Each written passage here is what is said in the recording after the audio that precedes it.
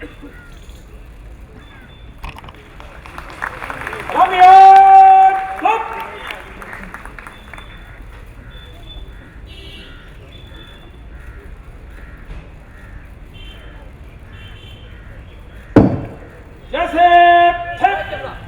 Doctor Manmohan Singh ji, Shri Motilal Vora ji, Shri Janardan Dwivedi ji, CWC members, AICC office bearers, party workers and friends from the media, I'd like to welcome everybody here. I'd like to wish everybody a happy Congress Foundation Day, and I would like to remember all the congressmen who have fought for the idea of the Congress Party, lived for the idea of the Congress Party, and died for the idea of the Congress Party. I would like to begin by honoring them today. आज हम यहाँ एक बार फिर अपनी जड़ों को देखने के लिए, अपनी यात्रा को समझने के लिए इकट्ठा हुए। कांग्रेस पार्टी का इतिहास एक विचार और एक आंदोलन का इतिहास है। हमारी इस यात्रा का क्या मकसद? इकबाल के शब्दों में, सितारों के आगे जहां और भी है, अभी इश्क के इंतहा और भी है।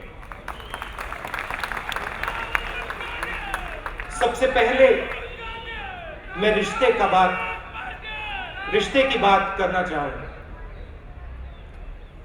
लोगों से, देश से क्या रिश्ता है कांग्रेस का भारत से, भारत के लोगों से? मैं कहना चाहता हूं, यह रिश्ता साजे दर्द का रिश्ता है। हमारे दर्द साजे हैं, हमारे सपने साजे हैं, हमारी डेस्टिनी साजी है। इस साजे दर्द का सामना हमारे लोगों ने कैसे किया? सबसे पहले वह डरे नहीं। उनको दुख पहुंचाने वाली, दर्द देने वाली शक्तियों से वो डरे नहीं। उन्होंने अपने दर्द को एक खास तरीके से जवाब दिया। इस तरीके का नाम कांग्रेस है। क्या है ये तरीका? क्या है ये तरीका? ये तरीका कहता है कि हां, मैं अकेला नहीं हूं, तुम भी हो। ये तरीका कहता है कि हां, मुझे दूसरा स्वीकार है। ये तरीका कहता है कि हां, सिर्फ मेरा दृष्टिकोण ही दृष्टिकोण नहीं है, तुम्हारा भी एक दृष्टिकोण है। ये तरीका कहता है कि हां, तुम भी हो। So what is the Congress? The Congress is the idea that it is not only my view that will prevail. I must seek out your views. Congress means reaching out to you. Congress means listening to you. Congress means understanding the other. Here, I will use a Dakota proverb which personified the spirit of Congress for me. Tell me, I will listen. Show me, I will understand. Take me along, and I will learn. यही spirit Congress को पैदा करता है। कांग्रेस ने हमें समझाया आजादी का मतलब, आजादी की कीमत। कांग्रेस ने हमें समझाया स्वराज का मतलब, स्वराज की कीमत। कांग्रेस ने लोगों को अपने डर का सामना करना सिखाया।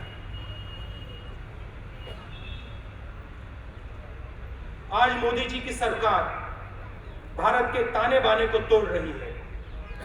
मोदी जी की पॉलिसीज लोगों के दिल में भयंकर डर पैदा कर रही है।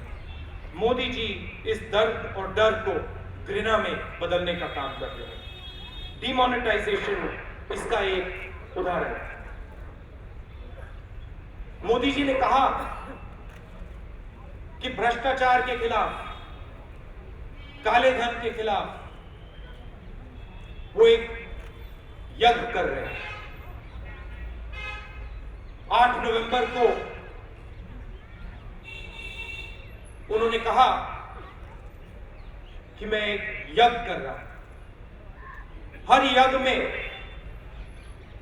किसी ना किसी की किस चीज की बलि दी जाती हो, और हर यज्ञ किसी के फायदे के लिए किया जाता है। डिमोनेटाइजेशन का जो यज्ञ है वो 50 परिवारों के लिए, 1% सुपर रिच हिंदुस्तान के लिए किया जा रहा है। और इस यज्ञ में हिंदुस्तान के गरीब लोगों की, किसानों की, मजदूरों की, मिडिल क्लास की, छोटे दुकानदार की बलि चढ़ाई जा रही है।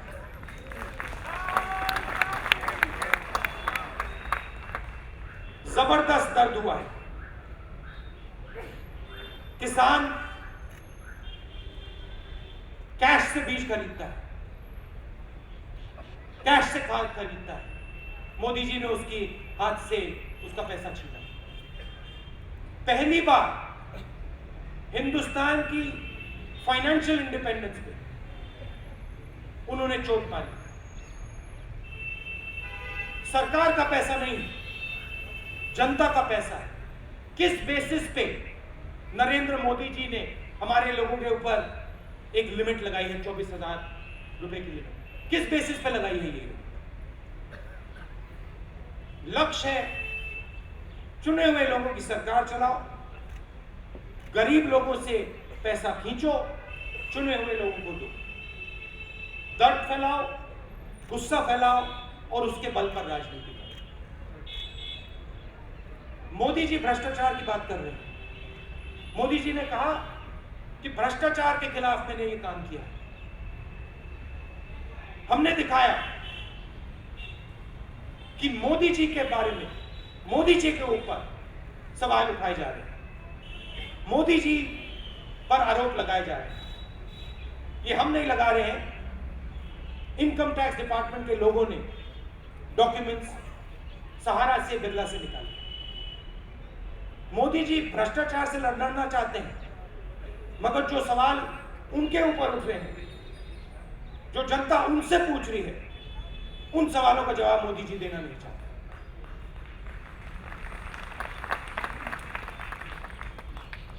कांग्रेस पार्टी को जनता के साथ खड़ा होना है, किसानों के साथ, मजदूरों के साथ, गरीबों के साथ, मिडिल क्लास के लोगों के साथ, छोटे दुकानदारों के साथ, हिंदुस्तान के साथ खड़ा होना है, उनकी मदद करनी है।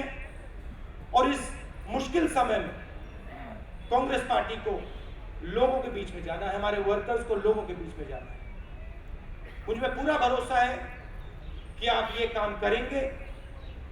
और ये जो विचारधारा है नरेंद्र मोदी जी की, आरएसएस की विचारधारा, गुस्से फैलाने की विचारधारा, क्रोध फैलाने की विचारधारा, इससे हम सब लड़ेंगे और इसको हराएंगे।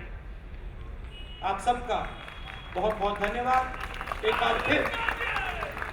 बार फिर मैं उन लोगों की याद करता हूं जिन्होंने कांग्रेस पार्टी के लिए, देश के लिए कुर्बानी की। धन्यवाद। जय हिंद।